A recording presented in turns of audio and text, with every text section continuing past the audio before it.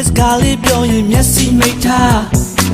ကောင်းလေးတော့နည်းနည်းဖြစ်ဖြစ်လွဲကနေပါစင်မောကလှမ်းကြည့်တဲ့အခါခေါင်းငုံငုံထားကြည့်မိလို့ကြိုက်သွားရင်ကြွယ်တာဝန်မယူခင်မင်မို့စဉ်းစားထားရင်ရှေ့ကိုလာပါလုံနာလေးတော့ခက်ကသိငယ်နိုင်ပါစေရိုးသားတဲ့ယဉ်နီးမှုတွေရရင်ပြန်မအစင်တလို့ချင်မိရင်ကြွယ်တာဝန်မယူကြောင်ညာတွေထဲမှာစားဆောင်တွေထဲမှာကျွန်တော်ရဲ့တပ်ပုံလေးများတွေ့ရင်ကြည့်နိုင်ပါတယ်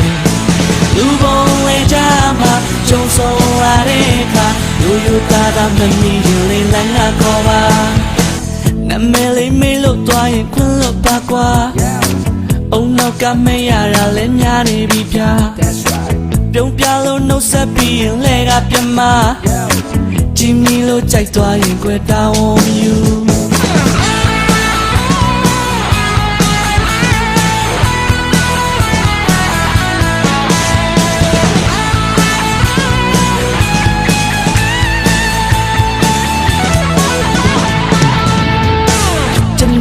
ကားလေးပြောရင်မျက်စိမိတ်ထားကောင်းလေးတော့နည်းနည်းဖြစ်ဖြစ်လွယ်ကနေပါစင်မောကလှမ်းကြည့်တဲ့အခါခေါင်းငုံငုံထားကြည့်မိလို့ကြိုက်သွားရင်ကြွယ်တာဝန်မယူခင်မင်မို့စဉ်းစားထားရင်ရှေ့ကိုလာပါလုံနာလေးတော့ခက်ကသိငယ်နိုင်ပါစေ